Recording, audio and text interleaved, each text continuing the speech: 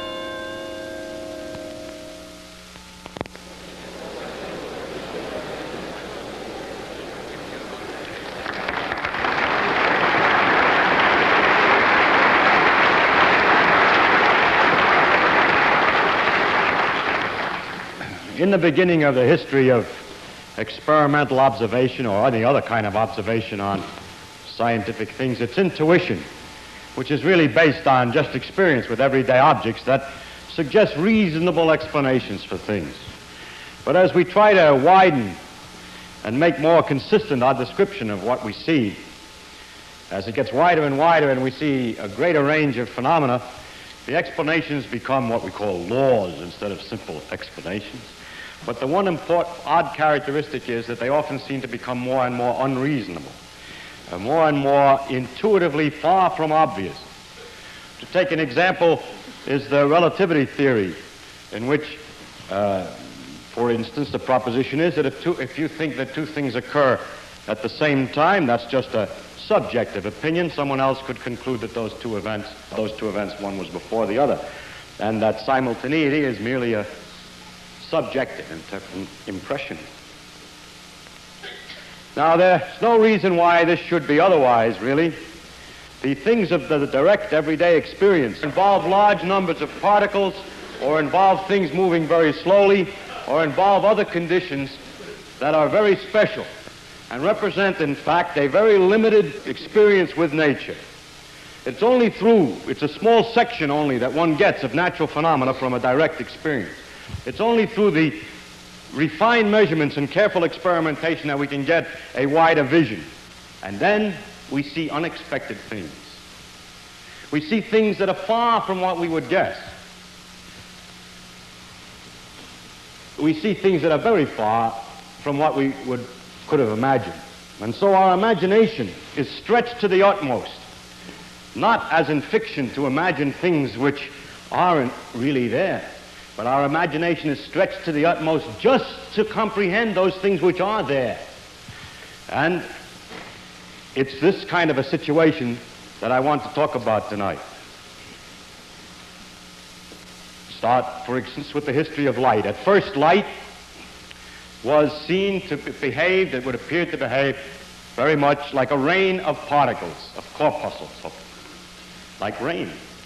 Bullets from a gun, same idea. Then with further research, it was clear that it was not right, but that light actually behaved like waves, like water waves, for instance. And then in the 20th century, on further research, it appeared that light actually behaved in many ways, again, like particles. In the photoelectric effect, you could count these particles, they're called photons now, and so forth. Again, electrons, when they were first discovered, behaved exactly like particles, bullets, very simple. Further research showed, in electron diffraction experiments and so on, that they behave like waves. And as time went on, there was a growing confusion in the question of how the things really behave, the waves or particles or waves, because everything looked like both. Now this growing confusion was resolved in 1925 or 26 with the advent of the correct equations for quantum mechanics. And now we know how the particles, how the electrons and how light behave. But what can I call it? I can say they behave like a particle wave, or they behave in typical quantum mechanical manner. There isn't any word for it. If I say they behave like particles, they give the wrong impression. If I say they behave like waves, they behave in their own inimitable way, which technically could be called the quantum mechanical way. They behave in a way that is like nothing that you have ever seen before. Your experience with things that you have seen before is inadequate, is incomplete. The behavior of things on a very tiny scale is simply different. They do not behave just like particles. They do not behave just like waves. Atoms do not behave like weights hanging on a spring and oscillating, nor do they behave like miniature representations of the solar system with little planets going around in orbits, nor does it appear to be somewhat like a cloud or fog of some sort surrounding the nucleus. It behaves like nothing that you've seen before. Well, there's one simplification. At least electrons behave exactly the same in this respect as photons. That is, they're both screwy, but in exactly the same way. How they behave, therefore, takes a great deal of imagination to appreciate, because we're going to describe something which is different than anything you know about. This, in that respect at least, makes this perhaps the most difficult lecture of the series, in the sense that it's abstract, in the sense that it is not close to experience. And I cannot avoid that. Were I to give a series of lectures on the character of physical law, and to leave out from this series the description of the actual behavior of particles on a small scale, I would certainly not be doing the job, because this thing is completely characteristic of all of the particles of nature and is a universal character. And it is, if you want to hear about the character of physical law, essential to talk about this particular aspect. So it will be difficult. But the difficulty really is psychological and exists in the perpetual torment that results from your saying to yourself, but how can it be like that? Which really is a reflection of an uncontrolled, but I say utterly vain, desire to see it in terms of some analogy with something familiar. I will not describe it in terms of an analogy with something familiar. I'll simply describe it. There was a time when the newspaper said that only 12 men understood the theory of relativity. I don't believe there ever was such a time. There might have been a time when only one man did, because he's the only guy who caught on before he wrote his paper. But after people read the paper, a lot of people kind of understood the theory of relativity in some way or other, but more than 12. On the other hand, I think I can safely say that nobody understands quantum mechanics. Now, if you appreciate this and don't take the lecture too seriously, that you really have to understand in terms of some model what I'm going to describe, and just relax and enjoy it, I'm going to tell you what nature behaves like, and if you will simply admit that maybe she does behave like this, you will find her a delightful, entrancing thing. So that's the way to look at the lectures, not to try to understand. Well, you have to understand in English, of course.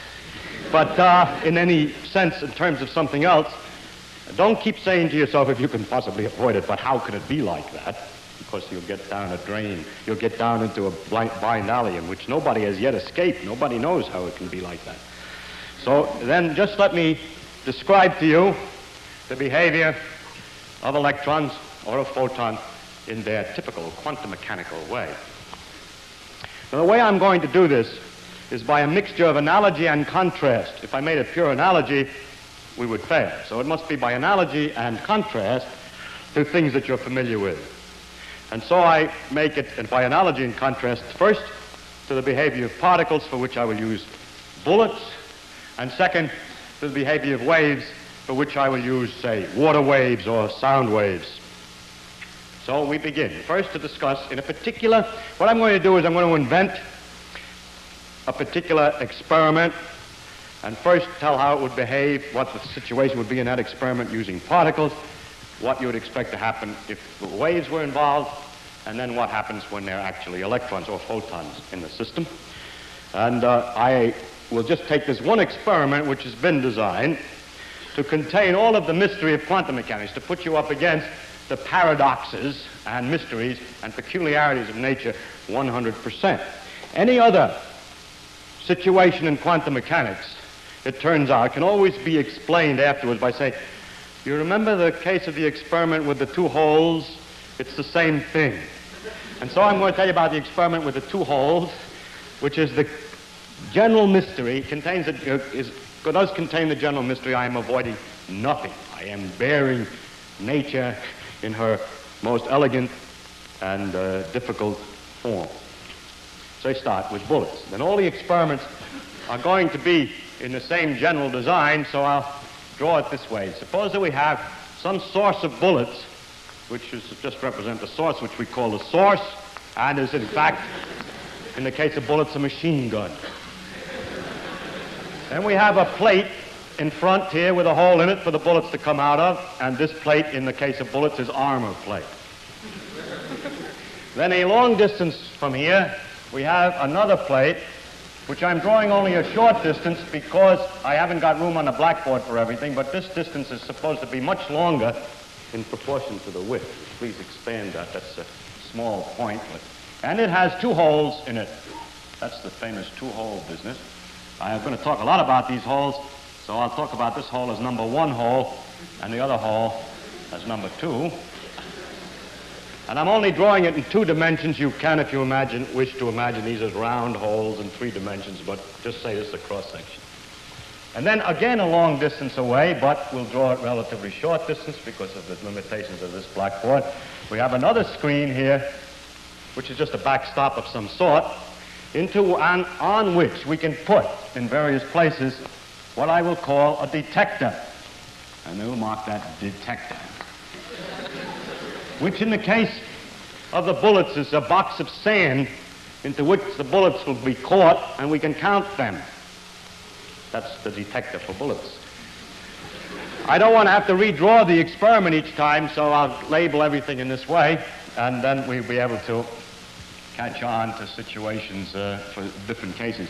And also, I'm going to do experiments in which I count how many bullets come into this detector or box of sand when the box is here, or here, or here, or here. And to describe that, I'll measure the distance of the box from somewhere down here and call that X. And I talk about what happens when we change X. It means only you move the doggone thing up and down. All right. Now, first, I would like to make a few modifications from real bullets into idealizations. The first is that the machine gun is very shaky and wobbly, and that the bullets go in various directions, not just exactly straight on and bounce back. And they can ricochet off the edges of the holes in these armor plates. And finally, well, let's say, for instance, that the bullets have all the same speed or energy if you want, but that's not very important. But the most important idealization in which it differs from real bullets is I want these bullets to be absolutely indestructible, so that what we find in the box is not pieces of lead of some bullet that broke in half, but we get the whole bullet, please. So imagine indestructible bullets, or hard bullets and soft armor plate or something. And now the first thing that we will notice about bullets is that the things that arrive come in lumps. When the energy comes, it's all in one bullet full of bang. If you count the bullets, there's 1, 2, 3, 4 bullets. The things come in lumps. They're equal in size, we suppose, in this case. And when a thing comes into the box, it's either all in the box or it's not in the box. It comes in lumps. More. If I put up two boxes here, I never get two bullets in the boxes at the same time. Well, if the gun isn't going off too fast and I have enough time between things, you see, slow down the gun so they go off very slowly. Bing, bing, bing, bing. Then put the two things here and look very quickly in the two boxes. You'll never get two bullets at the same time in the two boxes because a bullet is a single, identifiable lump. I call that characteristic of the object that it comes in lumps. So the first thing about bullets is that they come in lumps. And now what I'm going to measure is how many bullets arrive here on average in a long period of time. So you wait an hour and you count how many bullets are in the can, in the sand, and average that. Now, we call that, if you want, per, let's say we take a definite time like per hour and say the number of bullets that arrive per hour. And sometimes you could call that what's called the probability of arrival, because it just gives the chance that a bullet going through this thing arrives in this particular box. At least it's proportional to the chance. One way to measure is to measure the average number of bullets that arrive over a period of time.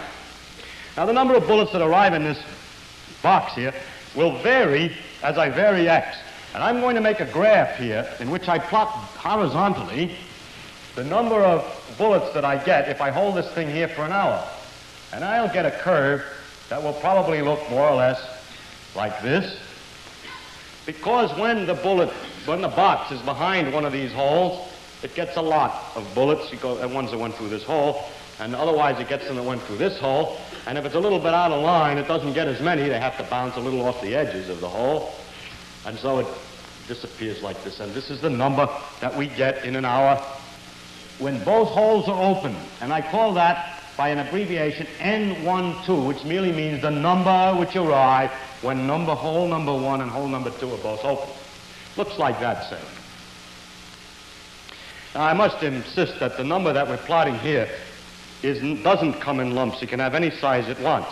For example, there can be 2.5 bullets in an hour.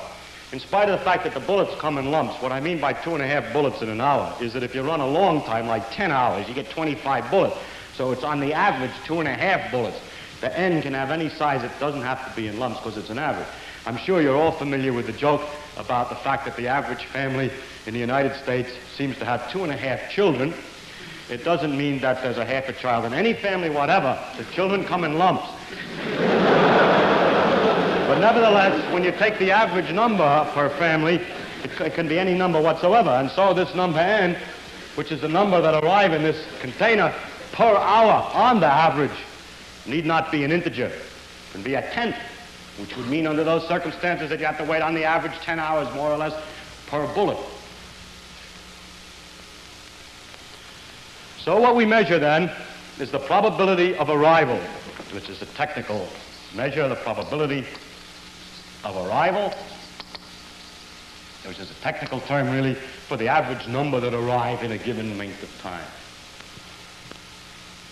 And now finally, if we go to analyze this curve N12, we can interpret it very nicely. We can interpret it as a sum of two curves, which I will draw here. You see, that's why I need the blackboard, for I got several cases, so I draw two curves here. One which would represent what I call N1, the number which will come if hole number 2 is closed by another piece of armor plate in front, and so they all come through number 1. And N2 would be the number that come through hole number 2 alone. So N1 is the number that comes through hole number 1 alone, and N2 is the number that comes through hole number 2 alone, those numbers being determined by closing the respective holes. And then we discover a very important law, which is that the number that arrive with both holes open is the number that arrive by coming through number 1 hole plus the number that comes through number 2 hole. And this proposition, the fact that all you have to do is add these two together, I call nice, or no interference. That is, what you get from the two holes open is the same as you get by simply adding each hole separately. That's for bullets. Done. We're done with bullets. All right, I begin again. This time with water waves. Here is standing some kind of a big mass of stuff which is being shaken up and down. This is a long line of barges or jetties with a gap in the water in between. Perhaps it's better to do it with ripples than it is to do it with big ocean waves that sound more sensible. I wiggle my finger up and down here, and I have a little piece of wood here, and ripples start out here, and then I've arranged in a tank to put boards in the way here so that I have these two holes. And then I have this so-called detector, and what I do with the detector, what the detector detects is how much the water is jiggling. For instance, I put a cork in the water and measure how it moves up and down, and what I'm going to measure, in fact, is the energy of the agitation of the cork, which is exactly proportional to the energy carried by the waves. Also, I forgot to say that this jiggling is made very regular and perfect so that the waves are all of the same spacing from one another, and then I'll describe what we get under those circumstances. For that, I first remark, well, let's see, First, we can measure the energy of the cork, but then another thing is important for light, for water waves, water waves, is that the thing that we're measuring can have any size at all. We're measuring the intensity of the waves or the energy in the cork, and if the waves are very quiet, if the fellow over here is only jiggling a little bit, then there'll be very little motion of the cork, and so on. No matter how much it is, it's proportional. So it can have any size.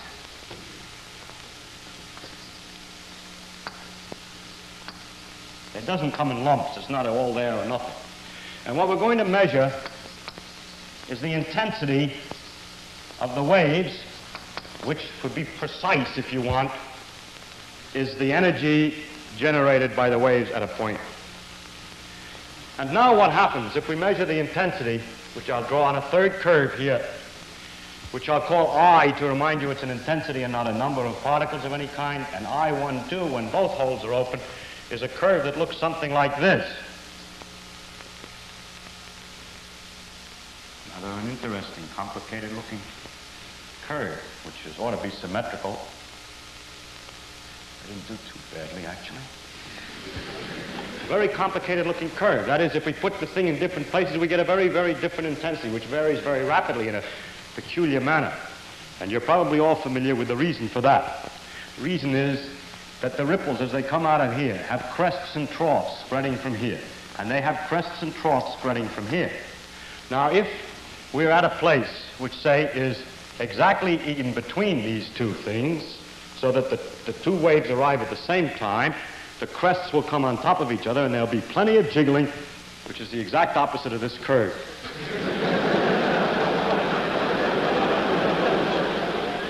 So I'll have to put, there should be another bump. We have a lot of jiggling right in dead center.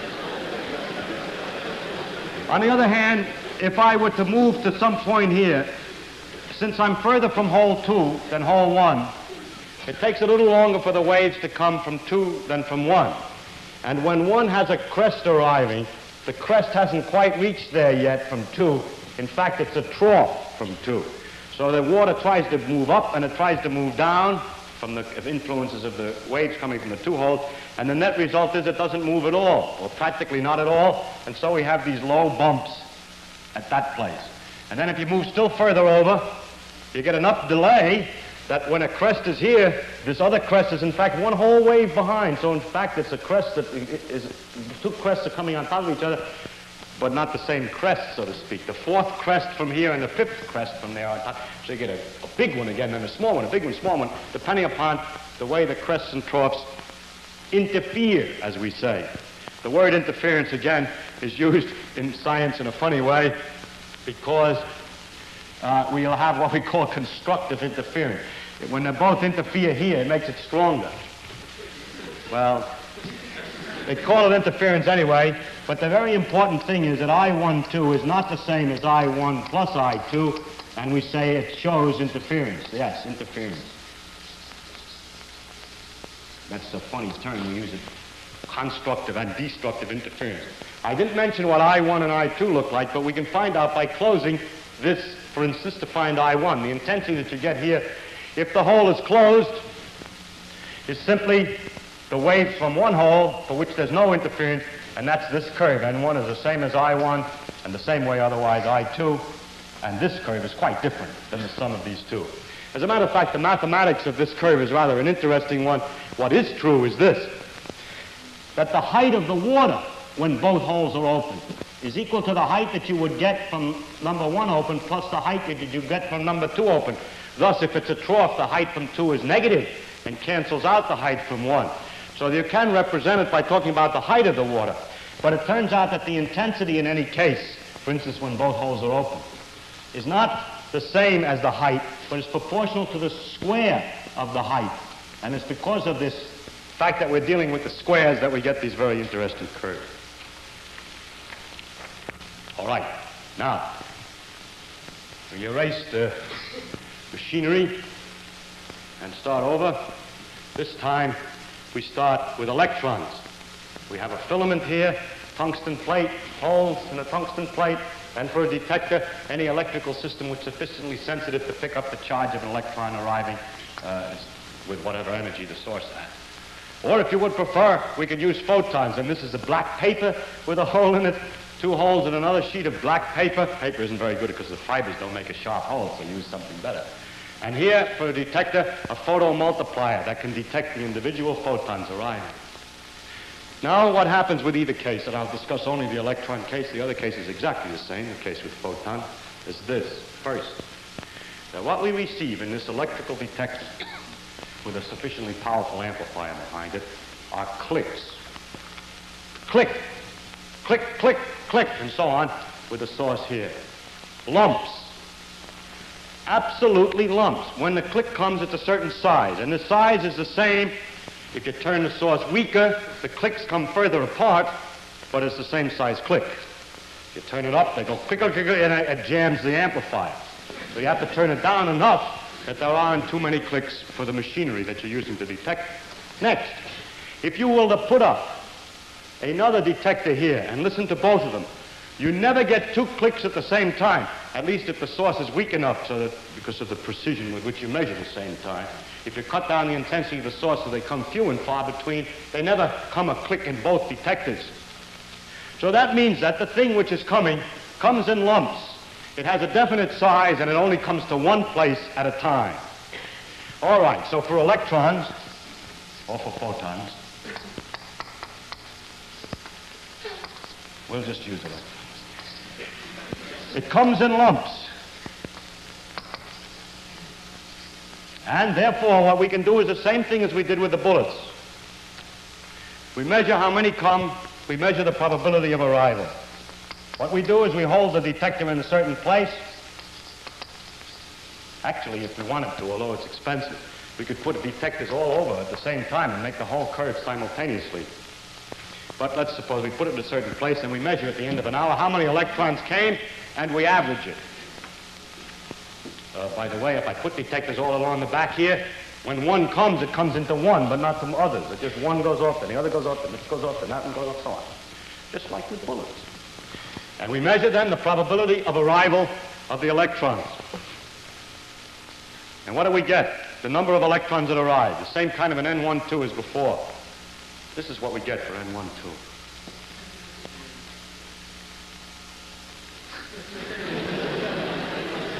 N12 is this is what we get with both holes open. And that's the phenomenon of nature, that she produces the curve, which is the same as you would get from an interference of waves. But she produces a curve for what? Not for the energy in a wave, but for the probability of arrival of one of these lumps. The mathematics is simple. You change I to N, and you have to change H to something else, which is new. You call it something because it's not the height of anything, but in order, this curve has a simple mathematical form. There's an A, which can be represented as an A1 plus an A2, which we call a probability amplitude, because we don't know what it means, which to arrive from hole 1 plus the probability amplitude to arrive from hole 2, and you add the two together to get the total probability amplitude to arrive and square it. Just direct imitation of what happens with the waves, because we've got to get the same curve out, so we use the same mathematics. Let's find out, I better check on one point, though, about the interference. I forgot to say. What happens if we close one of the holes? Let's try to analyze this interesting curve, which now, for electrons, I erase all the stuff with the light. Well, everything with light is erased. And now we're talking about electrons. This curve isn't important in our case. This is the number which arrives. Now, we would like to analyze this curve.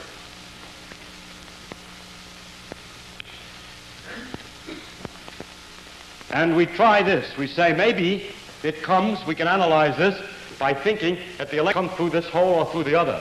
So we can close one hole and measure how many come through hole number 1, and we get that curve. Or we can close this hole and measure how many come through hole number 2, and we get that curve.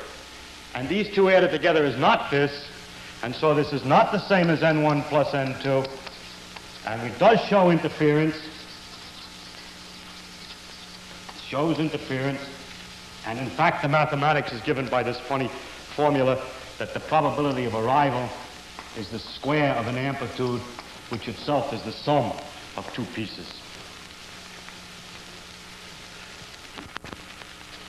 Now, the question is, how can that come about? That when they go through hole 1, they would be distributed this way. When they go through hole 2, they would be distributed that way. How could it be that when both holes are open, you don't get the sum of the two? Instance. If I hold the detector at this point here, I get practically nothing. If I close one of the holes, I get plenty. If I close the other hole, I get something. If I leave both holes open, I get nothing. If I let them go through both holes, they don't come anymore. Or take the point in the center. You can show that that's higher than the sum than it was in the other case, than the sum of these two. I get more here when both holes are open than I would get with either one of the two closed. Now, you might think that if you were clever enough, you could argue that they have some way of going around through the holes back and forth, and they do something complicated, or it splits in half and goes through the two holes, and so forth, in order to explain this phenomenon. Nobody, however, has succeeded to get an explanation of this that's satisfactory, because the mathematics in the end is so very simple. The curve is so very simple. I will summarize then by saying that electrons arrive in lumps like particles. But the probability of arrival of these lumps is determined like the intensity of waves would be. And it is in this sense that the electron behaves, as you might say, sometimes like a particle and sometimes like a wave. It behaves in these two different ways at the same time. And that's all there is to say. I give a mathematical description to figure out the probability of arrival of electrons under any circumstances and so on, and that would, in principle, be the end of the lecture, except that there are a number of subtleties involved in the fact that nature works this way. There's a number of peculiar things. And I would like to discuss those peculiarities because they may not be self-evident at this point. So to discuss the subtleties, we begin by discussing a proposition which we would have thought to use since these things are lumps. Since what comes is always one complete which I'll call an electron, one complete lump, one complete electron. It's obvious that it's reasonable that either an electron arrives or goes, let's say, that either an electron goes through hole number 1 or it goes through hole number 2. That seems like it goes through hole number 2. That seems very obvious that it can't do anything else if it's a lump. And I'm going to discuss this proposition, so I have to give it a name. I'll call it Proposition A. Now, we've already discussed a little bit what happens with Proposition A. If it were true that an electron either goes through hole number 1 or it goes through hole number 2, then the total number which arrive here would have to be analyzable as a sum of two contributions. The total number which arrive here will be the number that come here via hole 1 plus the number that come via hole 2. And since this curve cannot easily be analyzed as a sum of two pieces in such a nice manner, and since the experiments which determine how many would have arrived would have arrived, if only hole number 1 were open, don't give the result that this number is the sum of these two, it is obvious that we should conclude that this proposition is false. It is not true that the electron either comes through hole number 1 or hole number 2. Maybe it divides itself in half temporarily and so on. So Proposition A is false. That's logic. Unfortunately, or otherwise, we can test logic by experiment. And so we just have to do to find out whether it's true or not that the electrons come through hole 1 and hole 2, or maybe they go around through both holes if they split up and so on. All we have to do is watch them. We watch them, we need light. So we put back here behind the holes a source of light. It's very intense light. Light is scattered by electrons, that is bounced off electrons. And in other words, you can see electrons if they go by if the light's strong enough. So we stand back here and we look to see whether we see, when the electron is counted here, a flash, or have seen the moment before the electron's counted here, a flash behind hole 1 or a flash behind hole 2, or maybe a sort of a half flash in each place at the same time. Because we're going to find out now how it goes by looking. Well, you turn on the light and look, and lo, you discover that you see flashes behind either one hole or the other hole every time you get a count here. Every time there's a count here, you see a flash behind number 1 or behind number 2. What you see is that the electron comes 100% complete through hole 1 or through hole 2. When you look, kind of a paradox. Well, let's squeeze nature into some kind of a difficulty here. I show you what we're going to do, see? We're going to keep the light on, we're going to watch. And we're going to count how many electrons come through. And we're going to make 2 columns. I'll watch the holes very carefully while you please count how many are arriving in the detector. All right, you say, one arrived. I said, I saw that when it went through hole number 1. So we put here 2 columns, which is column 1 for number 1 hole and number 2 hole. And every time you get one, you tell me you got one. I have seen it, of course. And I say either number 1 or 2. The first one was 1. What's the next one? Number 2. All right. Number 2. Number 2. Number 1. So on. So as we watch the electrons, as I watch the electrons, for every one that you count, I can separate them experimentally into 2 columns. Them are what have arrived via hole 1, and those, I know the English is right, I'm just trying to, that arrived via hole 2. So the total number that arrived, well, first, what does this column look like when you add it all together for different positions here, which is just the number that is supposed to have come through 1. I watch behind 1, and what do I see? I see this curve. That number column is distributed this way. Just like we thought when we closed hole 2. It works the same way whether we're looking or not. If we close hole 2, we get the same distribution in those that arrive as if we are watching. And likewise, the number that in this column that is supposed to have arrived via hole number 2 is also this simple curve. Now look, the total number which arrived has to be the total number. I'm just counting little marks. It has to be the sum of this number plus that number. The total number which arrived absolutely has to be the sum of these 2. It has to be distributed this way. But I said it was distributed this way. It's distributed this way. It really is, of course, it has to be. It is. It's distributed this way. If then we mark with a prime the results when a light is lit, prime means with a light lit, then we find N1 prime is practically the same as N1 without the light, and N2 prime is almost the same as N2. But the number that we see when the light is on is equal to the number that we see through 1 plus the number that we see through 2. This is the result that we get when the light is on. In other words, we get a different answer whether I turn on the light or not.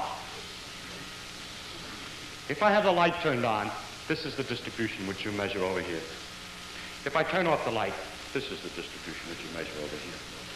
Turn on the light, this is the answer. Turn off the light, that's the answer. See, nature squeezed out. Now, we could say then that the light affects the result. If the light is on, you get a different answer than if the light is off. If you want to, you can say the light affects, it does affect. In fact, we found this by this experiment. We get a difference with the light on and off. Light affects the behavior of electrons. If you want to talk about the motion of the electrons through here, which is a little inaccurate, you can say that the light affects the motion, so that those which might have arrived at the maximum are somehow been deviated or kicked by the light and arrive at the minimum instead, so smoothing the curve to produce this thing. You see, electrons are very delicate. Although when you're looking at a baseball and you shine light on it, it doesn't make any difference. The baseball goes the same way. Electrons are very flimsy, very delicate. And when you shine a light on them, it's a little tough on the electron. It knocks them about a bit. And instead of doing that, they do this, because you turn the light on so strong. You hit them with a hammer. It's not just a delicate thing like when you're looking at a baseball with light. They are hit them with a hammer. But you turn up the light too strong. Turn it weaker and weaker and weaker until it's very dim. And then use very careful detector that can see very dim light. And look with the dim light. Now, as the light gets dimmer and dimmer, you can't expect with very, very, very weak light to affect the electron so completely as to change the pattern 100% from this pattern to this pattern. As the light gets weaker and weaker and weaker, somehow it should get more and more like no light at all. And how then does this turn into that? Well, it turns out that light is not like a wave of water, but light also comes in particle-like character called photons. And as you turn down the intensity of the light, you're not turning down this effect, you're turning down the number of photon particle-like things that are coming out of the source. So as I turn down the light, I'm getting fewer and fewer photons. The least I can scatter from an electron is 1 photon, and if I have too few photons, well, sometimes the electron will get through, and it just happened, there wasn't enough light, there was no photon coming by, I didn't see it. So a very weak light doesn't mean a small disturbance, it just means a few photons. And what happens is that I have to invent a third column. You see, you get a click over here, I say, I saw that one, that was in number 1 hole, this was behind hole number 2, then another sorry, I didn't see that. There wasn't enough light to give a photon at that time, so there must be a third column under didn't see. And when the light is very strong, there are very few in there. And when the light is very weak, most of them end in there. So that there are 3 columns, this one, and sometimes in here. Now you can guess what happens. The ones I do see are distributed this way. The ones I didn't see are distributed that way. And as I turn the light weaker and weaker, well, I see less and less of them, with greater and greater fraction are not seen, and the actual curve in any case is a sub of a mixture of this and this, and as the light gets weaker so that fewer and fewer are seen, it gets more and more like that in a continuous fashion. So,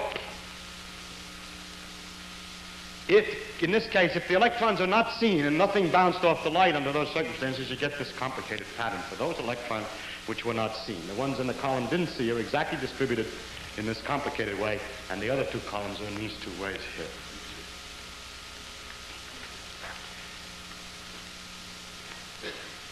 Now, you say, I got another way to measure which hole it goes through.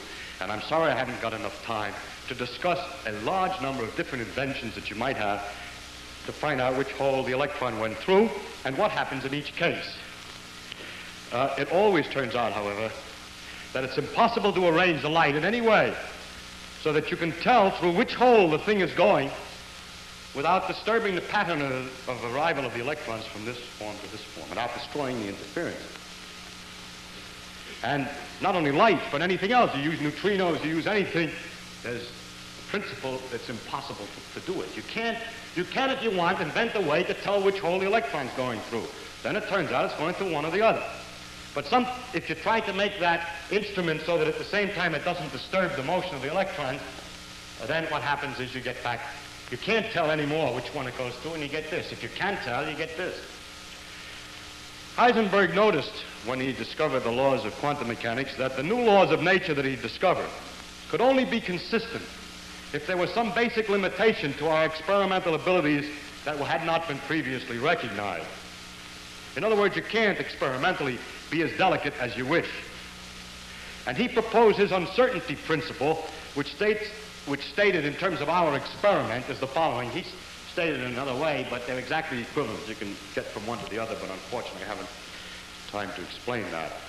But in our experiment, his uncertainty principle would be stated in this manner. It is impossible to design any apparatus whatsoever to determine which hole the electron passes, and when one succeeds in determining which hole the electron passes, which can determine through which hole the electron passes, that will not at the same time disturb the electron enough to destroy the interference pattern.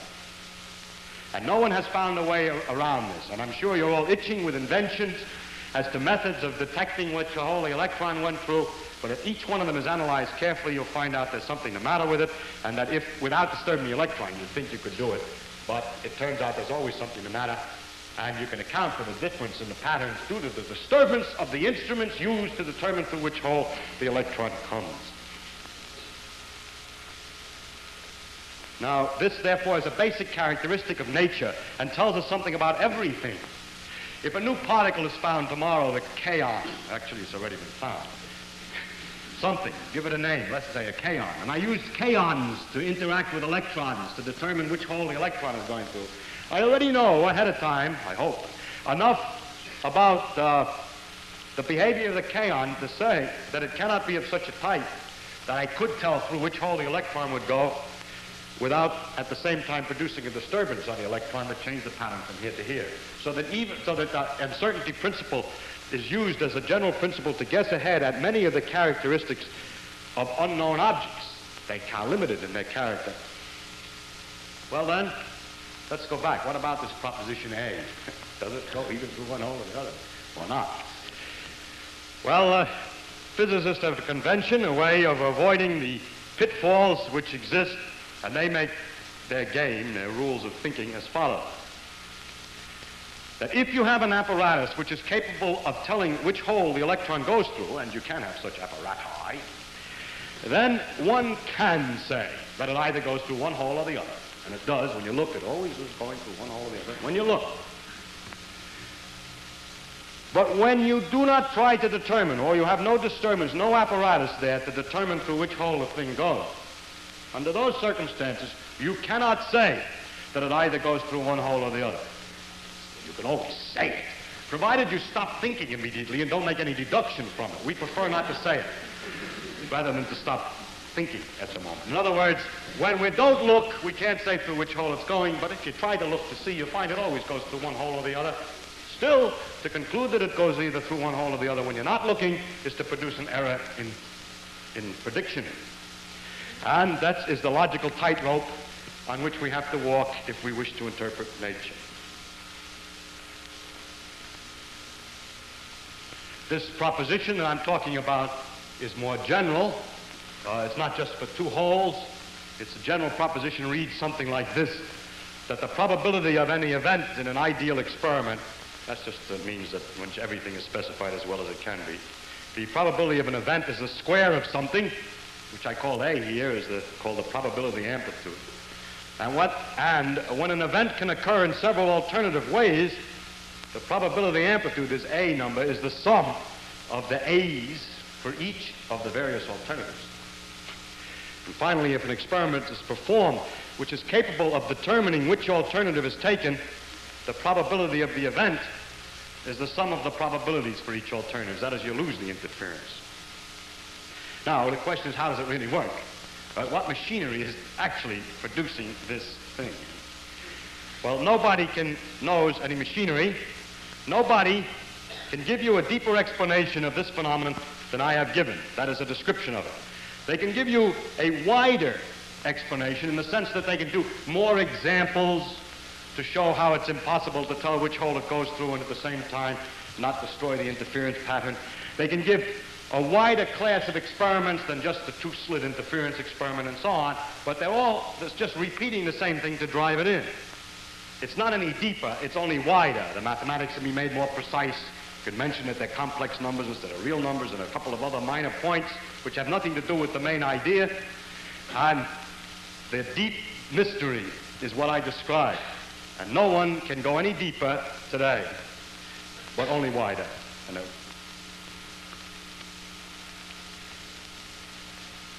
Now, I mentioned probabilities in this calculation. What we're calculating here, this curve, is the probability of arrival of an electron.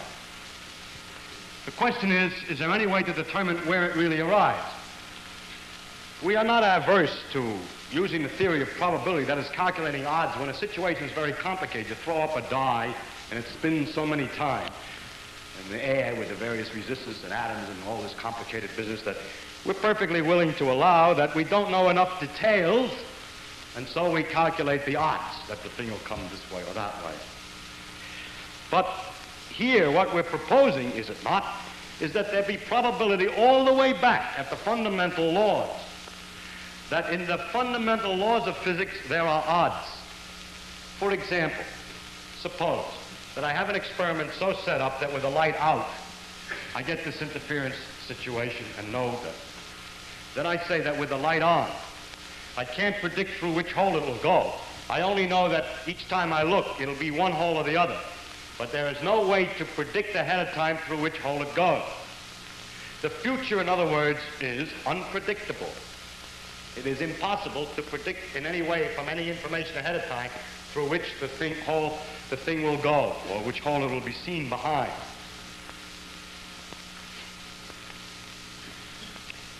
That means that physics is kind of given up if the original purpose was, and everybody thought it was, to know enough that in given the situation, you can predict what's going to happen next. Given the circumstances, you can predict what happened. Here are the circumstances. Source, strong light source, tell me which hole, behind which hole will I see the electron.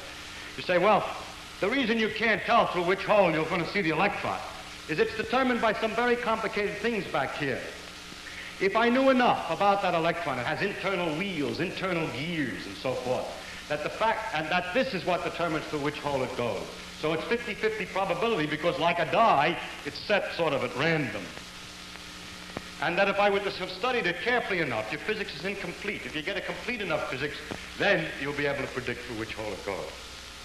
That's the hidden variable theory, so-called. Well, that's not possible. It is not due to a lack of detailed knowledge that we cannot make the prediction, because I said that if I didn't turn on the light, I should get this interference pattern. If I have a circumstance in which I get that interference pattern, then it is impossible to analyze it in terms of saying it goes through here or here, because that curve is so simple, mathematically a different thing than the contribution of this and this as probability. So if it were possible for you to have determined through which hole it was going to go if I had the light on, the fact that I have the light on hasn't got anything to do with it. Whatever gears there are back here that you observed, which permitted you to tell me whether it was going to go through one or two, you could have observed if I had the light off. And therefore you could have told me with the light off which hole, each time an electron goes, which hole it's going to go through. But if you can do this, then that curve would have to be represented as a sum of those that go through there and those that go through there, and it ain't.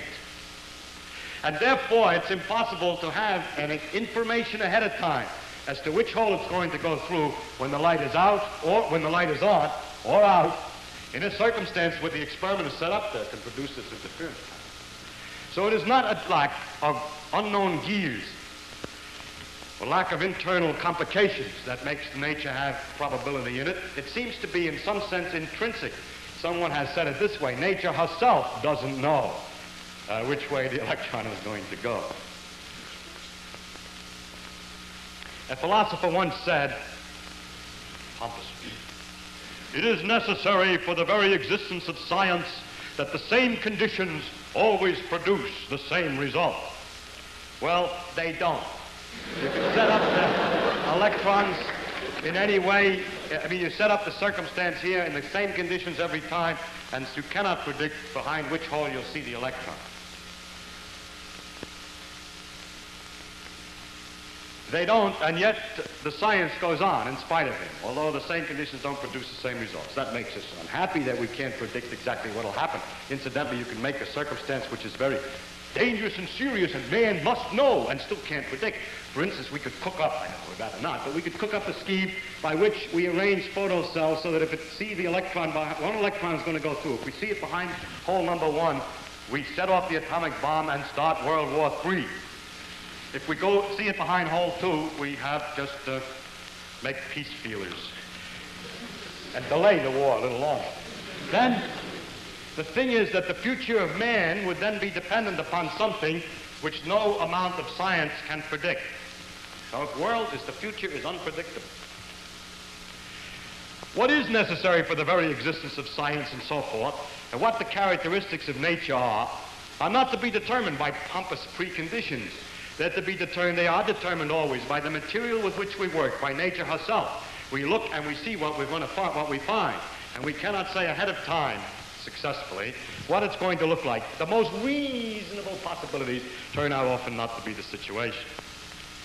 What is necessary for the very existence of science is just the ability to experiment, the honesty in reporting results. The results must be reported without somebody saying what they'd like the results to have had been. And finally, an important thing is the intelligence to interpret the results, but important point about this intelligence is that it should not be sure ahead of time about what must be. Now, it can be prejudiced and say that's very unlikely. I don't like that. Prejudice is different than absolute certainty. I don't mean absolute prejudice, just bias. But not strict bias, see, not complete prejudice. As long as you're biased, it doesn't make any difference, because if the fact is true, there will be a perpetual accumulation of experiments that perpetually annoy you until they cannot be disregarded any longer.